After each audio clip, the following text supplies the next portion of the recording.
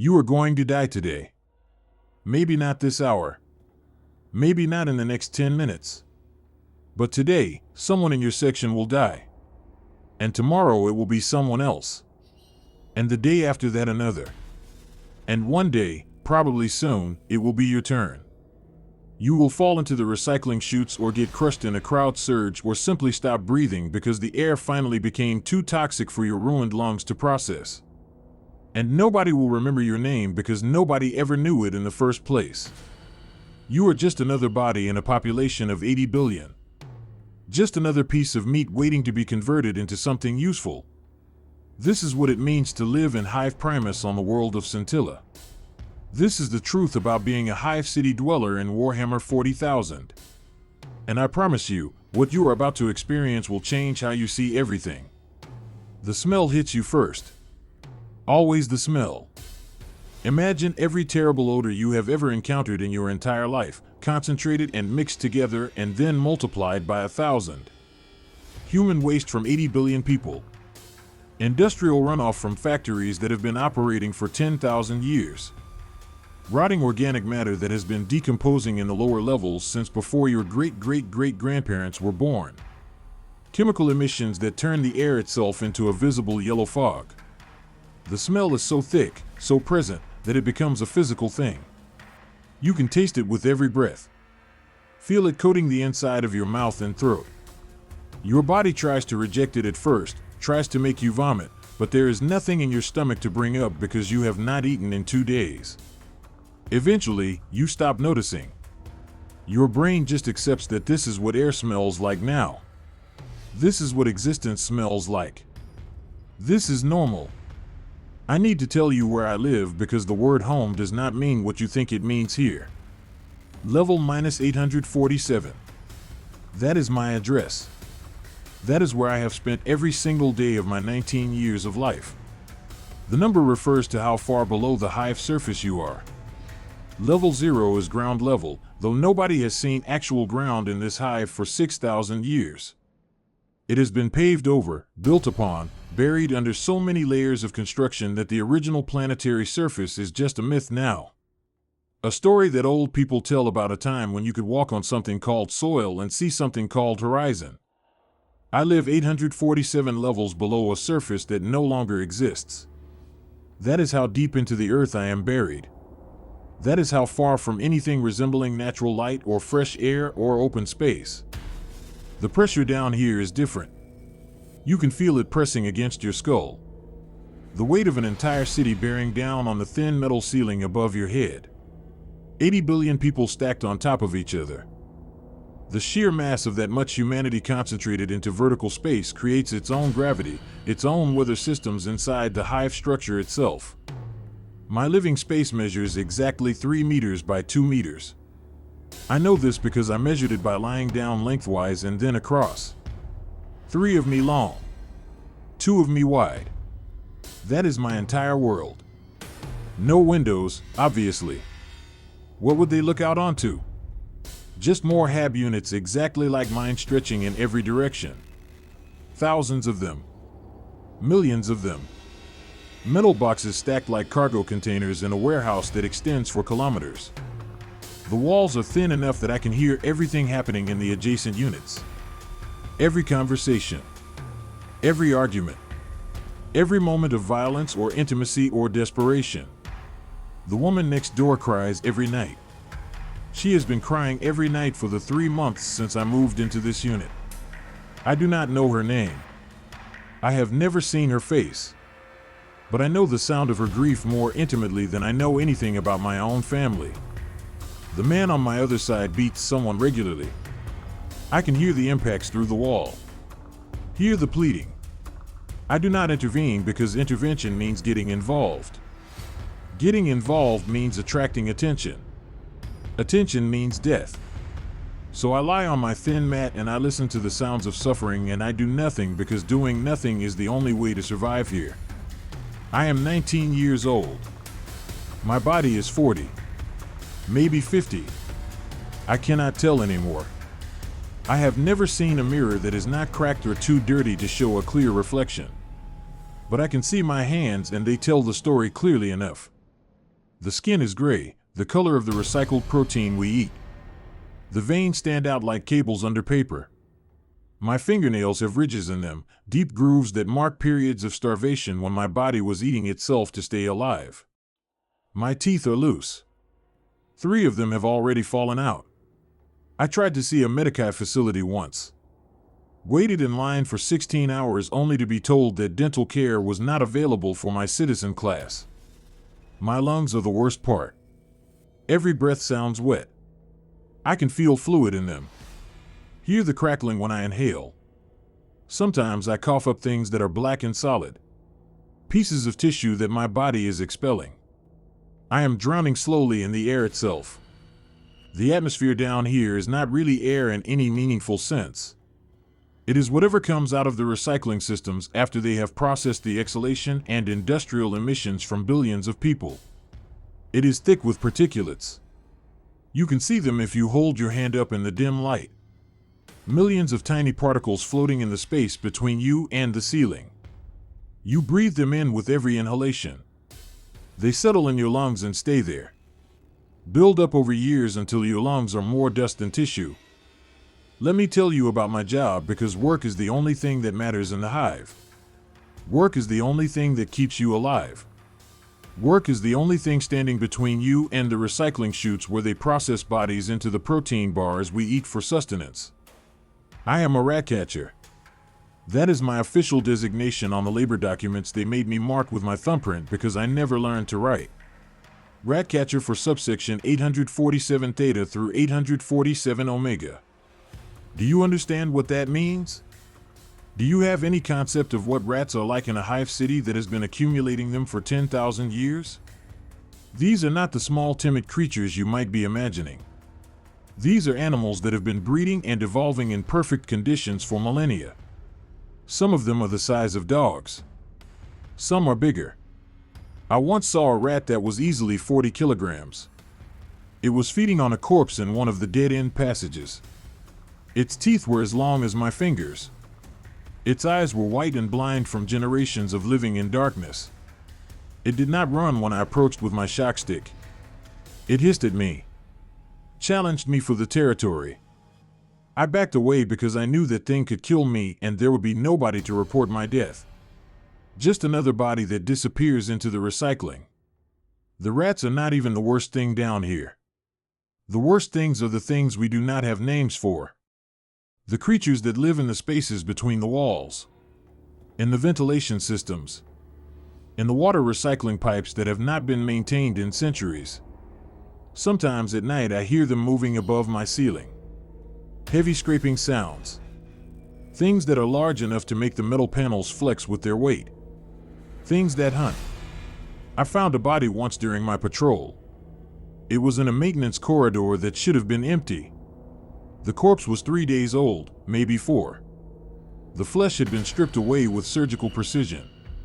Every piece of edible tissue removed. What remained was just bones and clothing. The skull was cracked open and empty. Something had eaten the brain. I reported it to my sector overseer. He looked at the identification papers I had found on the body and then he looked at me. "This person does not exist," he said. "There is no record of anyone by this name. You found nothing. You saw nothing. Continue your patrol." I understood what he was telling me. Acknowledge that monsters exist in the hive and you create panic. Create panic and productivity drops. Drop productivity and the entire district gets purged. So we pretend the monsters do not exist. We pretend that people do not disappear. We pretend that the sounds we hear at night are just the settling of ancient metal and not something hunting in the darkness. Food is a concept that becomes very simple when you live in a hive city. You eat what is provided. You do not ask questions about where it came from. The ration bars are distributed twice per day, morning and evening.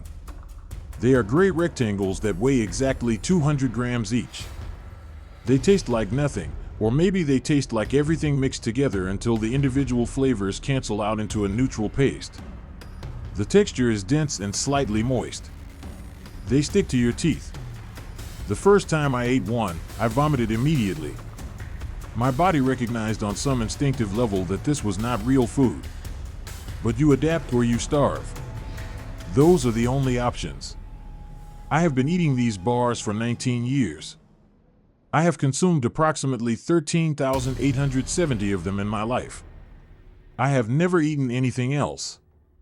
I do not know what fresh fruit tastes like. I have never had meat that came from an animal. I have never tasted vegetables or bread or any of the foods that I have seen in ancient propaganda posters on the upper levels. The ration bars are made from recycled biomass. That is the official term. Biomass. It means everything organic that can be processed. Dead bodies. Yes. Of course, dead bodies. Where else would the protein come from in a closed system with 80 billion people? We eat our dead. They eat us. It is efficient. It is necessary. It is the only way to sustain a population this large with no external food sources. You stop thinking about it after a while. Stop imagining whose flesh you might be consuming. Stop wondering if that slightly different texture means you are eating someone you knew. You just eat. You just survive. Water is brown. That is not an exaggeration. The water that comes from the recycling systems has a distinct brown tinge to it. Sometimes there are particles floating in it. Solid things that you have to filter through your teeth. I have a piece of cloth that I use to strain the water before drinking. It catches the larger contaminants. The smaller ones I just accept. My body has adapted. Built up immunities to whatever bacteria and toxins are present in the water supply. People from the upper levels could not drink this water. It would kill them within days. But I have been drinking it my entire life. My system knows how to process it. How to extract the actual water molecules from the cocktail of industrial waste and biological contamination. Sometimes the water stops flowing entirely. A pipe breaks somewhere in the vast network. Or a pump fails. Or someone in authority decides that our section does not deserve water allocation this week. When that happens, you have two choices. Die of dehydration or go down to the lower levels where the sewage collects in pools and hope you can find something drinkable. I have done this 4 times in my life. Descended into the flooded sections where the waste of billions accumulates.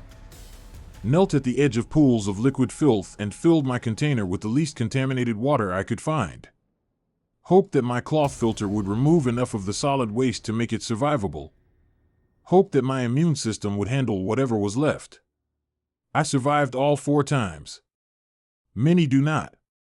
Dysentery kills thousands every day in the lower levels. I have seen people empty themselves until there is nothing left. Watch them die from dehydration despite being surrounded by water. Watch their bodies get dragged to the recycling chutes before they have fully stopped moving. There is no day or night down here. Just shifts. First shift runs from what would be midnight to 8 in the morning on the surface. Second shift 8 to 4. Third shift 4 to midnight. The only way you know what shift it is comes from the klaxon. A loud horn that blares through speakers mounted on every corridor junction. The sound is so loud it causes physical pain. Makes your ears ring for minutes afterward. But it is necessary because without external time markers, humans lose track completely. Start sleeping at random intervals. Stop maintaining any kind of schedule. The hive cannot function if workers are not synchronized. So the klaxon sounds and you move. You report to your assigned workstation. You perform your duties. You return to your hab unit. You sleep during the off hours. You repeat the cycle. Forever. I have worked 6,935 shifts in my life. I will work approximately 20,000 more before my body fails and I get recycled. That is the average lifespan for someone in my citizen class. 39 years. I am already halfway through my expected existence. Let me tell you about the enforcers because you need to understand that law in the hive has nothing to do with justice. The enforcers are not here to protect us. They are here to maintain order. To ensure that production continues. to prevent riots that would disrupt the carefully balanced system that keeps 80 billion people from killing each other immediately. I saw them beat a man to death once for the crime of stealing food. He had taken someone else's ration bar, a single 200-gram piece of processed biomass. 3 enforcers surrounded him in the corridor. They did not arrest him. They did not take him to any kind of detention. They just started hitting him with shock mauls. The weapons discharge electricity with each impact. I watched his body convulse. Watched him lose control of his bladder and bowels. Watched him beg for mercy. They kept hitting him until he stopped moving. Then they kept hitting him for another minute, making sure. His body was dragged away within 5 minutes. The other workers in the corridor just stepped around the blood on the floor and continued walking to their assigned destinations. Nobody protested. Nobody complained. Because everyone understood that this was the natural consequence of breaking the rules. This was what maintained order. The gangs control everything the enforcers do not. They run protection rackets. They control access to clean water sources. They manage the black market trade in real food, actual meat and vegetables smuggled down from the upper levels and sold at prices that represent months of work. I pay tribute to the Rust Scorpions. That is the gang that controls subsection 847 Theta through 847 Omega. 5% of my ration allocation goes to them every week. If I do not pay, I get cut. That is not a metaphor. They will literally cut you. Slice your face with a blade so that everyone knows you are not under gang protection. So that everyone knows you are vulnerable. I have seen people with faces covered in scars. Dozens of cuts. Some old. Some fresh. These are people who cannot afford the tribute. People who the gangs have marked as acceptable victims. They get robbed repeatedly. Their rations stolen. Their HAB units stripped of anything valuable.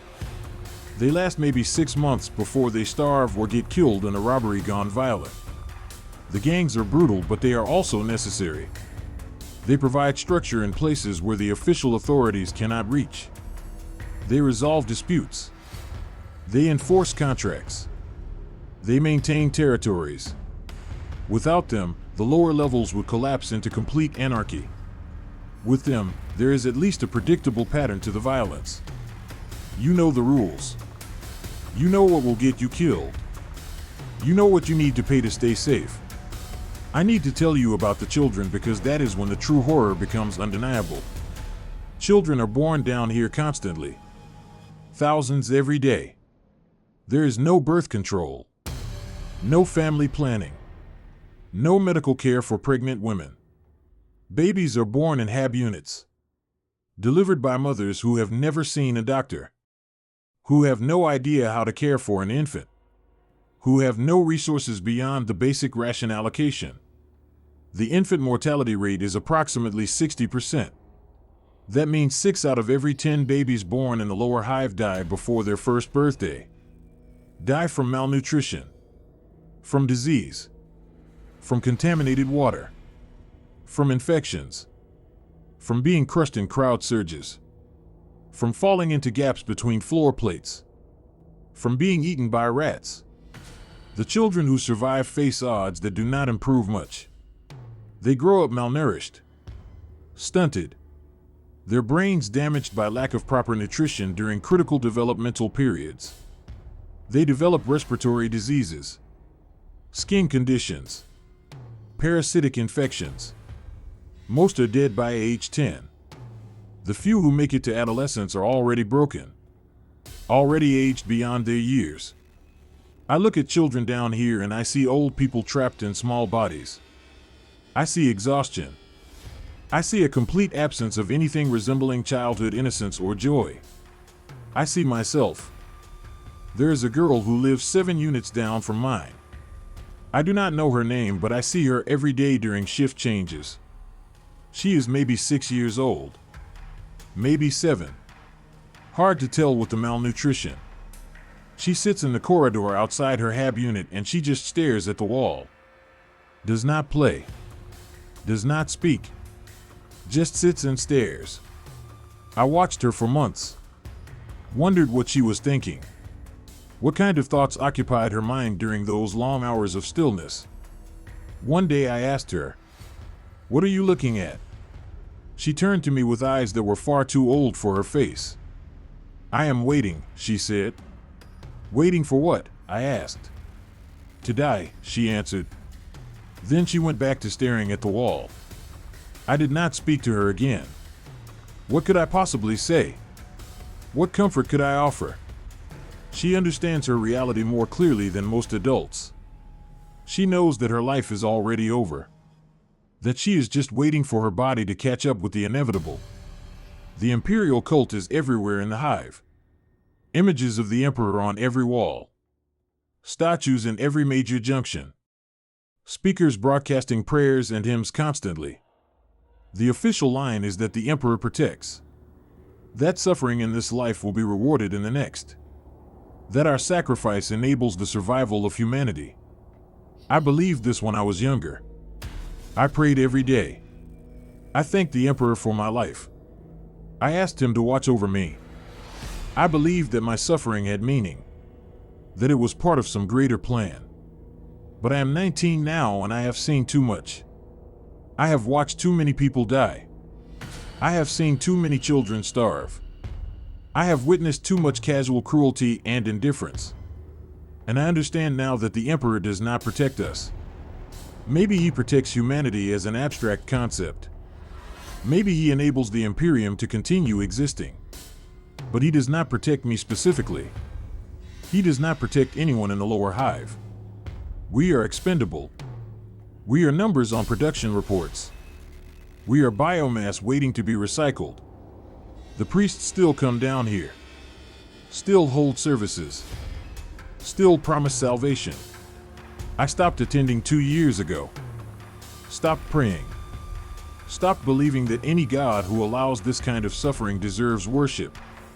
But I keep my heresy quiet because voicing doubt means execution. Means getting dragged to the upper levels for public punishment. So I stay silent. I let the priests preach their lies. I let the believers maintain their faith. And I live with the knowledge that we are alone down here. That no higher power is coming to save us. That this is all there is. The uprising happened 3 years ago. Someone tried to organize a revolt. Tried to convince workers that we could overthrow the system. That we could take control of our own lives. I do not know who started it. Nobody does. The information spread through whispers and coded messages. Meetings in abandoned sections. Plans for a coordinated work stoppage that would cripple production and force concessions from the authorities. I did not join. I knew how it would end. But thousands did. Maybe tens of thousands. They actually believed it could work. The strike started on first shift. Entire sections of workers simply refusing to report to their stations. Sitting in corridors. Chanting slogans about dignity and justice and human rights. It lasted 6 hours. Then the enforcer response came. They did not negotiate. They did not make arrests. They just started killing. Shock malls and shotguns and incendiary grenades in enclosed spaces. The screaming carried through the ventilation systems. Echoed through kilometers of corridor. I locked myself in my HAB unit and I listened to people die. The official death count was never released. Unofficial estimates ranged from 50,000 to 200,000. Entire subsections were sealed off afterward. The bodies left inside to decay. Areas that had been residential became mass graves. The smell took months to fade. I walked past those sealed sections during my patrols. See the warning signs. Hear the rats inside feeding on what remains. And I understand that this was the lesson. This was the demonstration of what happens when you forget your place. When you imagine that you matter. When you believe that 80 billion lives have value beyond their productive capacity. There is a place on level -900 where you can see the Hive spire. A gap in the construction. A space where the walls do not quite meet. If you stand in exactly the right position and look up, you can see through 900 levels of structure to the very top of the hive, to the spire where the nobility live. You can see lights up there. Real lights, not the dim flickering illumination we have down here. Bright golden light that suggests a world completely different from this one. I went there once. Spent 3 hours traveling through dangerous territory to reach this legendary viewing spot. I stood there and I looked up and I saw the spire. Saw the lights. Saw proof that somewhere above all this darkness and suffering and filth, there exists a place of beauty and comfort. And I hated them. Felt a rage so pure and intense that it frightened me. Because they know. The people up there in their golden towers. They know what is down here. They know how we live. They know about the suffering and the death and the complete absence of hope. And they do nothing. They just consume the products we make. Benefit from the labor we provide. Live in luxury built on a foundation of 80 billion lives that mean nothing to them. I wanted to climb up there. Wanted to break through all 900 levels and drag them down here. Make them breathe our air. Make them drink our water. Make them understand what they have created. But I did nothing. I just stood there. I looked at the lights. And then I traveled 3 hours back to my section. Back to my hab unit. Back to my patrol route. Because what else could I do? Old man Vex died 2 months ago. He was 43. Ancient by lower Hive standards. He had lived in the unit adjacent to mine for 5 years. We talked sometimes during shift changes.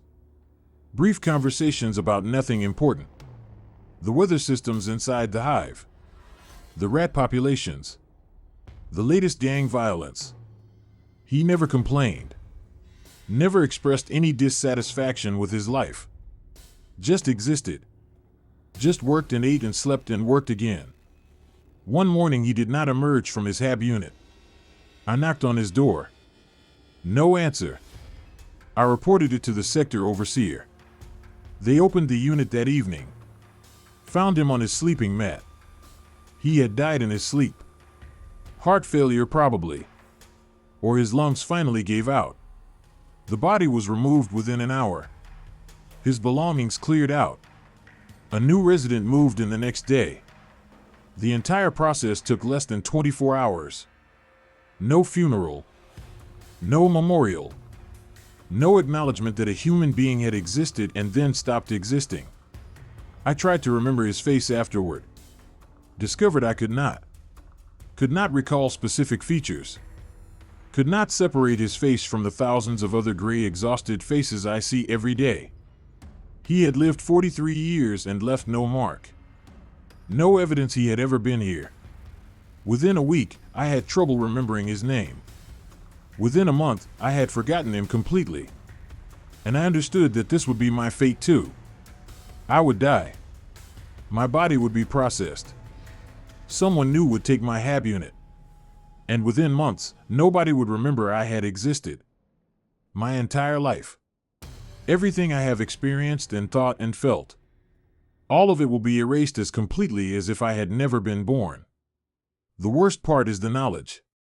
The understanding that this is not an accident. This is not some unfortunate side effect of a system that is trying its best. This is intentional. This is the design. The Imperium needs cheap labor. It needs expendable workers who can be used up and replaced without concern. It needs a massive underclass that has no political power, no ability to organize, no hope of improving their circumstances. We are the foundation that everything else is built on. We are the fuel that powers the war machine. We are the biomass that gets processed into ration bars that feed more workers who will be processed in turn. The system is perfect in its cruelty, self-sustaining in its exploitation. And there is no escape, no exit, no possibility of change. You can try to rebel and get killed. You can try to escape to the upper levels and get shot by security checkpoints. You can try to stop working and starve. Or you can accept your role. Embrace the fact that you are nothing. That your suffering serves a purpose, even if that purpose is just maintaining a system that creates more suffering. That is the choice. Death or acceptance. I chose acceptance. I wake up when the klaxon sounds. I perform my duties. I eat my rations. I return to my hab unit. I sleep. I repeat.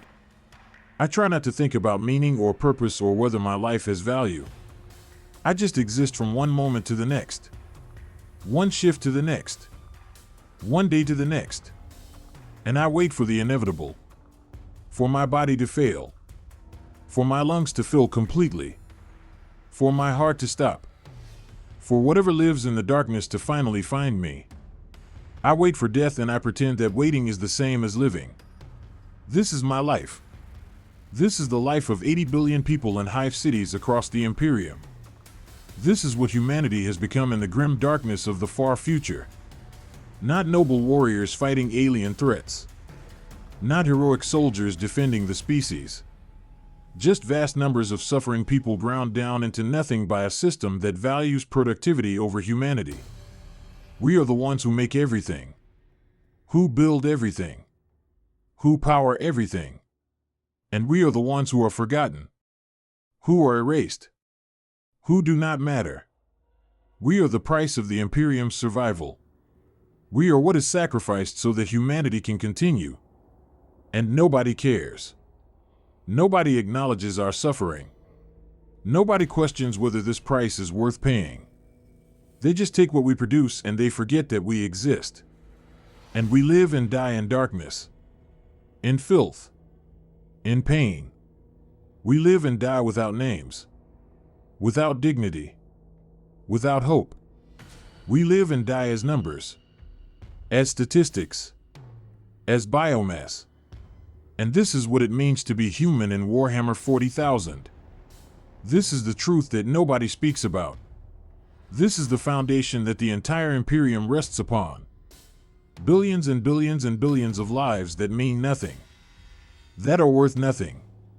That exist only to be consumed by a system that will never acknowledge their humanity. And I am one of them. Just one among 80 billion.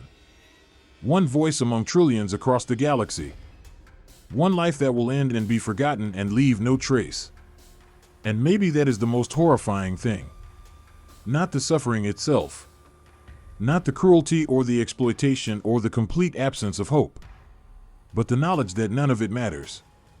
That we do not matter. That the universe will continue exactly as it is, whether we suffer or not. Whether we live or die. Whether we exist or not.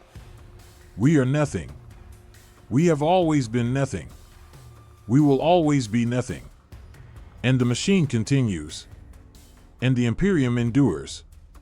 And we are ground into dust beneath its wheels. Forever.